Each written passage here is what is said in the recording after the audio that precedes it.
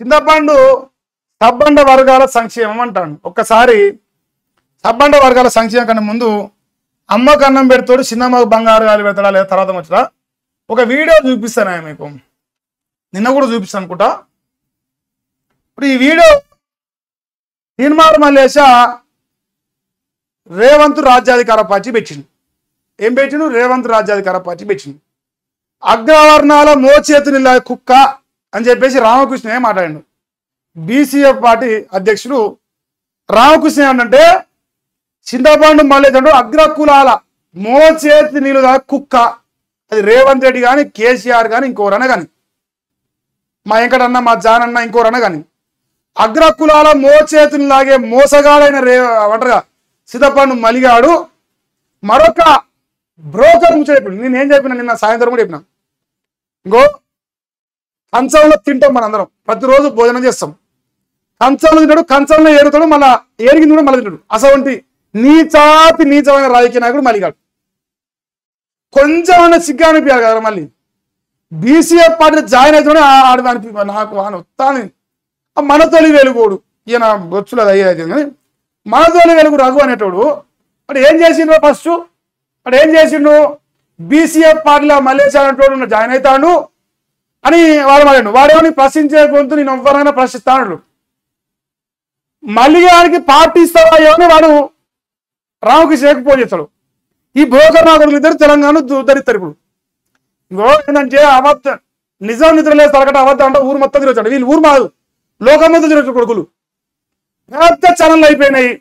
ఎవరైతే మాలంటాడు మాత్రం వాళ్ళు చిన్న చిన్న ఛానల్ పై రిపోర్ట్లు కొట్టాలి, ఎదనీయకుండా చేయాలి. ఈ బ్రోకర్ నా కొడుకులు చెప్పేది జనాన్ని నమ్మాలి. నమ్మి నాశనం అయిపోయి లాస్ట్కి నమ్మి నాశనం అయ్యేదే. ఇప్పుడు నాశనం కాలేదా? ఇప్పుడే ముందర పడ్డవా? వాడు ప్రసిద్ధంలో వాడు కోటి సంపాదించిండు, వీడు కోటి సంపాదించిండు. ఏ యూట్యూబర్కి సంపాదించారు ఈ ప్రపంచంలో ఈ దేశంలో? ఎట్లా సంపాదించు కొడుకులు? ఓనుకోడు జోక్కుంటా, ఓనుకోడు కింద మంచిగా ఎంత పొరుగున ఏదైనా జోక్కుంటా జనాలు చూతకాలం చేసేది కొడుకులు. వాడు సంపాదించి వీడు సంపాదించిండు. వాడేమో నెంబర్ యూట్యూబ్ ఛానల్, వీడేమో ప్రశ్నిస్తున్నాడు. మరి తెలంగాణలో కాంగ్రెస్ పార్టీ ఓటు వేయించిర్రా? వీడు నిరుద్యోగులు ఎమ్మెల్సీరా? ఏరా మళ్ళీ ఏం పని చేస్తాడు అడిగిన అడగడన్నా? ఆడు రాజాడు అడిగాడు, జీతాలు అడిగాడు. అసలు అడిగినా జీతాలు. ఎందుకంటే మల్లిగాని ఎంగిలి మెతుకులతో ఏర్పడే చాలా మన తొలి వెలుగు. మల్లిగాని ఎంగిలి మెతుకులే కదా. ఎంగిలి మెతుకున్నాడు ఎటువంటి మనకు కట్టినా ఉండదు లెక్క. ఇదేం మాట్లాడండి ఒకసారి ఉండే ఎమ్మెల్సీ నీకు దమ్ము లేదు ఎమ్మెల్సీ కానీ ఆయన ఎవరు అన్నది విందాం.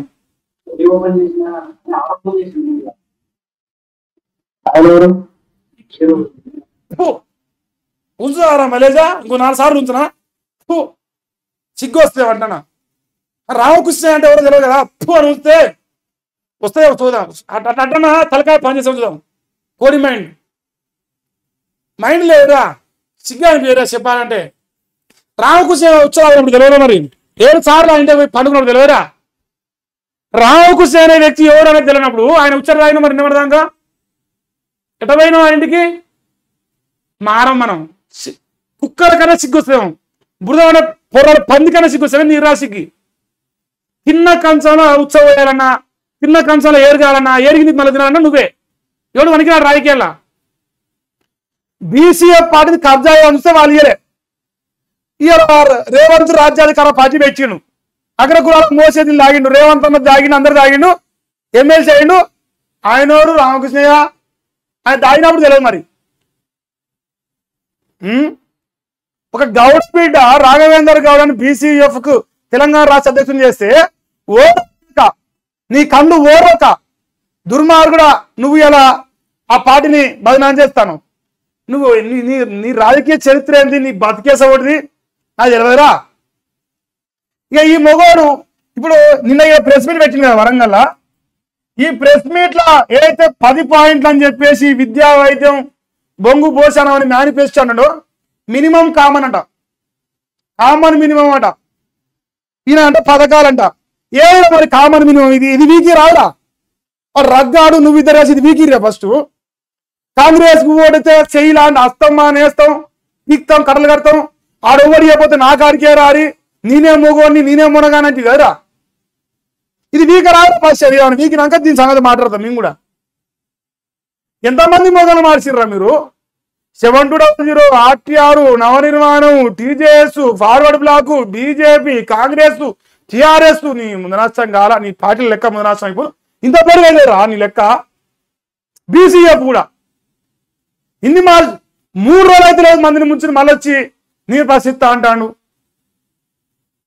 నీ ముందనష్టం కాల ఇక్కడ మందిని ముంచే కత్తి లేపిండ్రు. ఇలా ఎవరన్నా కొత్త ముఖం చూపిరా. మళ్ళీ అంటాను నేను ఒక ఆయన రెడ్డి ఆయన అంటాడు, ఒక ఆయన ఉచ్చలాగినట్టు కొడుతాను. నా డౌటే. ఆయన ఉచ్చల భాష నేర్పించి నాకేం టెన్షన్ లేదు, బరాబర్ మాడతా. చిన్నపాటు మళ్ళీ అని నా అల్లో ఆయన రెడ్డి ఉన్నాడు, ఆయన పేరే చెప్పిండు. ఆయన తాగిండి నా అగ్రకులాల రెడ్డిల పార్టీట, అగ్రకులాల పేదల పార్టీట చిన్నపాటు మళ్ళీ. అంటే అగ్రకులాలు వచ్చి తాగుతావా మళ్ళీ ఇప్పుడు? అగ్రకుల నిరుపేద కంటే ఇల్లు కట్టిస్తాడ, రెడ్డిల కంటే నిరుపేద రెడ్డిలకు ఇల్లు కట్టిస్తాడ. మరి రెడ్డిలందరూ నా ఉచ్చ తాగిరంటివి గారు, మరి నువ్వు అలా తాగినావా ఇప్పుడు? అలా తాగినావా, రావుకుసే తాగినావా, ఇంకోరు తాగినా చెప్పురా. మరి ఆ రగ్గాన్ని ఓనూరు తాక్కురా మీరిద్దరే. ఉచ్చల భాష నేర్పించింది వీడు. సబ్బండ వర్గాల సంక్షేమమే మా ఎజెండా. అయితే ఇప్పుడు బీసీలు లేవా? బీసీలు వీకిర్రా? ఓ కొడుకు, ఇక వీకిర్రో నాయన.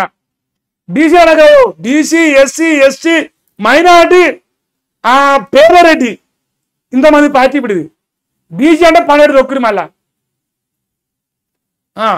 జనాభా ప్రాతిపదికన సంపద పంపిణీ జరగాలి. బీసీలకు బడ్జెట్ లో ప్రతి ఏటా 1,00,000 కోట్లు ఇప్పుడు పీకిచ్చినావురా. ఇప్పుడు బీసీల అన్నావు, పీకిచ్చినవా? ఇగో సాగులు సాగు మీద నమ్మకం ఉంది, 42% రేహ అవుతారు. ఏడు వచ్చిందా మరి? అది చెప్పవేరా? ఏ చూడు ఇంకో మళ్ళీ ఎగేస్తాడు వదిలేస్తాడు అంతే. ఇక ఇంత పొడుగు లేపి సిరేస్తాడు, కింద వరకు వస్తాడు లాస్ట్కి. ఇప్పుడు బీసీలకు అంతకే అయ్యారు. కాంగ్రెస్, బీజేపీ, బీఆర్ఎస్ బీసీలను మోసం చేసిన, అందుకే వాళ్ళందరూ ఉచ్చలాగా వచ్చినారు. ఇలా తాగినా అన్ని తాగినా అందరు ఉచ్చలు తాగి ఇప్పుడు మీ కొత్త పార్టీ పెట్టిన ఉచ్చల పార్టీ పెట్టుకోమరట. అగ్రవర్ణ పేర్లను ఆదుకుంటాం. మరి అలా ఉచ్చలాగపోయినావా? నాకు కామన్ ఉన్నది కదా ఉచ్చల భాష. ఎందుకంటే అగ్రవర్ణ పేర్లు అంటాను, వాళ్ళందరూ రెడ్డిలేగా. మరి మీ రెడ్డిలో మా బీసీ ఉచ్చలాగని అంటే వరంగల్లా అది అడిగినవాడు నిన్న రిపోర్టరు, సమాధానం చెప్తలేడు. ఇంకో మలేషు సింపుల్గా చెప్తాను రా భయ్, నువ్వు ఎంత ఎగిరితే నాకు అంత ఎక్కువనే వస్తాయి, తక్కువైతే రావు. బొచ్చు కూడా భయపడం. నువ్వెన్ని రిపోర్టు కొట్టి ఇంకెంత ఛానల్ గుడిపించినా నేను కొత్త ఛానల్ పెడతా, నేను వదిలిపెట్టా. నిన్ను రగ్గాన్ని సీరిసింత గడిపినాక నేను వదిలిపెట్టా. నా గోలే అది. తెలంగాణ రాష్ట్రం 4 కోట్ల మందిని మోసం చేసిన దుర్మార్గులు. బీసీలకు రైతు బంధు రాకుండా చేసిరు, బీసీలకు రుణమాఫీ రాకుండా చేసిరు, బీసీలకు కరెంట్ రాలే, బీసీలకు పెన్షన్ రాలే, బీసీలకు రిజర్వేషన్ ఏది రాలే. కొడుకులకు మాత్రం పైసలు మాత్రం ఫుల్లుగా వచ్చినాయి, ఫుల్లుగా. దొంగ నా కొడుకులారా, కేసీఆర్ మీద కోపంతో ప్రజలను మోసం చేసిన దుర్మార్గులు. రేవంత్ రెడ్డి ఎంగిలి మెతుకుతున్న దుర్మార్గం నా కొడుకులు అంటే మళ్ళీ గారు రగ్గాడు. ఎవడన్నా కాదని నాకు నిరూపించడు, బరాబర్ చెప్తా. ఇంకేది ఇల్లు లేని అగ్రవర్ణ పేదకు ఇల్లు కట్టిస్తాం, వాళ్ళ తాగుతాం, అన్ని వర్గాలకు కార్పొరేట్ స్థాయి విద్యను అందిస్తాం. ఇప్పుడు వీకి సాగు ఆడిగద్దలకు మూత్రశాలలు లేవురా, మూత్రశాలలు. అమ్మో కాంగ్రెస్ రాజ్యం, కాంగ్రెస్ రాజ్యం. దాని మాట్లాడు మరి. ఫస్ట్ ప్రొఫెసర్ జయశంకర్ సార్ను తెలంగాణ జాతిపిత ప్రకటించాలి. మరి కేసీఆర్ను నిన్నేం చేయాలి? మందిని ముంచే జాతిపిత పెట్టాలా? చెప్పు మరి అడగండి. నీకు మందిని ముంచే జాతిపిత మల్లేశా గాడు మందిని అంటారా? తెలంగాణలో 4 కోట్ల మంది ఉచ్చల జాతిపిత మల్లేశా గాడు పెడతాం అన్నట కూడా. ఉచ్చల భాష నేర్పించాం మాకు ఎట్లాగో. కొండా లక్ష్మణ్ బాపూజీకి భారతరత్న ఇవ్వాలి. మళ్ళీ కానీ మందిని ముంచిన జాత అంటారా రత్న, మందిని ముంచిన రత్న ఇవ్వాలి, పెడతాం ఆట కూడా. ప్రైవేటు రంగాల్లోనూ రిజర్వేషన్ కల్పిస్తాం.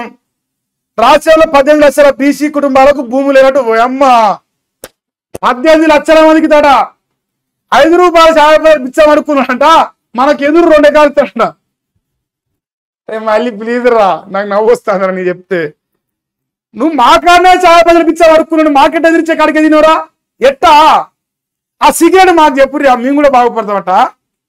18 లక్షల బీసీ కుటుంబాలకు 5 రూపాయల బిచ్చం అనుకున్నాడు, ఎట్లా ఎదిగిండో మాకు చెప్పురా ఆ సీక్రెట్. మేము కూడా నేర్చుకొని మేము కూడా పెద్ద అవుతాం.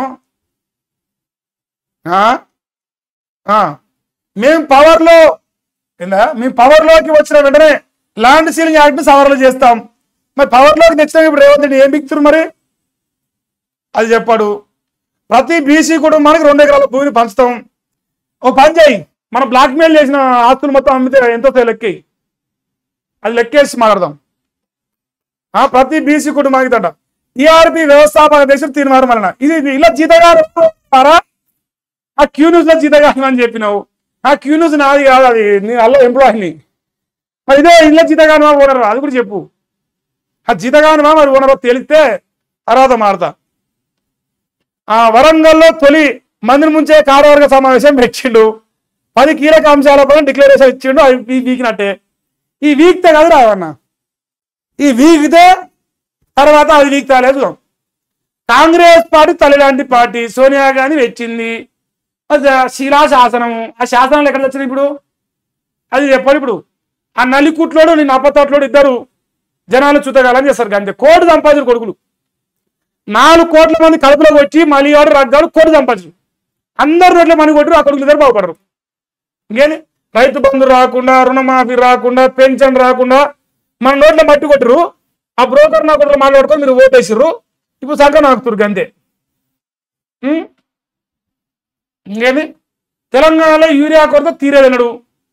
ఎర్రటి ఎండలో ఎండుతూ వానలో తడుస్తూ వాళ్ళందరినీ తడిపించి గోస ఉట్టించి ప్రధానంగా ఉన్న బీసీ బిడ్డలకు రైతు బంధు రాకుండా చేసి రైతు బంధు అడిగితే చెప్పుకో కొడతా. ఇప్పుడేమో రైతులు దేవుళ్ళు అయిపోయారు. ఎప్పటిదాకా 6 నెలలే. మళ్ళా కొత్త మొగడు వస్తాడు, కొత్త వాదం వస్తుంది 4 రోజులలో. ఒక బస్తా కోసం క్యూ లైన్ లో బడిగాములు కాస్తున్నాడు.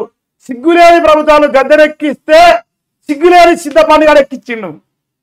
పెద్దపల్లి రాజన్న సిగ్గులేని ప్రభుత్వాలను గద్దెనెక్కించిన చింతపండు సిగ్గులేనోడు సిగ్గులేని వార్త రాపించిండు. పెద్దపల్లి రాజన్న సిగ్గులేనంతో కరెక్టేనా కాదా?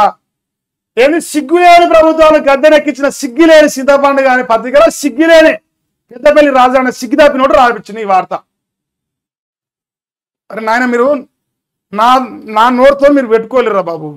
అనవసరం రాయకుడి గెలికించుకొని మరవడతారు నాతో.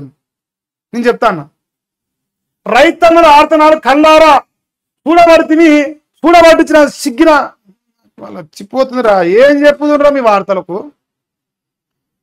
ఇజ్జతమా అనిపించరా? కడుపులా ఎట్లా మెసులుతారా మీకు? అరే ఎట్లా రాస్తున్నావు? ఇది రాష్ట్రం మనకు ఉందా లేదా? ఇదే బ్రోకర్ నాకు రాసింది 1 సంవత్సరాల కింద. తెలంగాణ సోనియా గాంధీ ఇచ్చిన పార్టీ తల్లిచ్చింది రాజ్యం రాష్ట్రం అయితే కదా మీరు ఆ రోజు. ఇలా మళ్ళీ ఏం పుట్టింది? మళ్ళా ఒక్కంతలో చక్కగా సంసారం చేసి పిల్లలు కానీ సంసారం చేయరి. ఎవరు చూడు 4 రోజులు తోలి పెడతారేమిరా? ముదనష్టం కాలా? ప్రతిపక్షాలు గాలి నిధులలో గుర్రు కొడుతున్నాయి. ఈ మునగాడు వీక్తుండు. ఇప్పుడు ఈ మునగాడు వీక్తుండు. ఎర్ర జెండా పార్టీలు ఉనికిని కోల్పోయి ప్రజా సమస్యలపై నోలు మూసుకుంటున్నాయి. ఈ మునగాడు లేస్తుంది. ఇప్పుడు అందరూ వంజరా.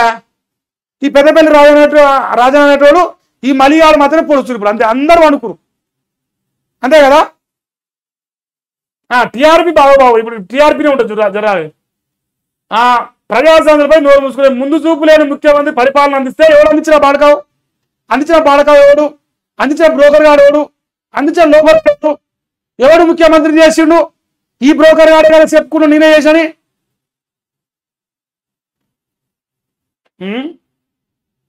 రాష్ట్రంలో ప్రజా సమస్యలపై విష సర్పై బుసలు కొడుతున్నాయి. లీడర్లంతా జేబులు నింపుకునే పనిలో బిజీగా మలిగాడు మాదాపూర్ ప్లాట్ల బిజీగుండు కాదా? చెప్పాలి అట కూడా. మంత్రులు కమిషన్ల కోసం నిమిషం తీరిక లేకుండా పదవులు చేస్తుంటే వాళ్ళందరి బ్లాక్ మెయిల్ పట్టుకొచ్చుకొని మనం కోర్టు సంపాదించిన బిజీగా ఉన్నాం. అంతే కదా? ఇంకేంది? కాంట్రాక్టర్లు భూ కబ్జాదారులే పరోక్షంగా ఈ రాష్ట్రంలో పరిపాలన అందిస్తున్నారు. పంట పండించే రైతు మాత్రం అనాథల యూరియా బస్తాల కోసం చెప్పులు అడిగేలా తిరుగుతుడు. చెప్పించుకోగొడుతున్నా సిగ్గు తప్పిన బ్రోకర్ నా కొడుకు ఈ వార్త రాసింది. రైతులు చెప్పించుకోగొడుతున్న బ్రోకర్ నా కొడుకు ఈ వార్త రాసింది. ఇది రాష్ట్రానికి కొంచెం ఇజ్జత్ అనిపించాలరా మళ్ళీగా. కొంచెం అంటే నీకు ఇజ్జత్ లేదు అని తెలుసు కానీ కొంచెం అనిపించాలి. అనిపించకపోతే నేను మనిషి లెక్క చూడరు, రాక్షసుని లెక్క చూస్తారు ఇంకా జనాలు.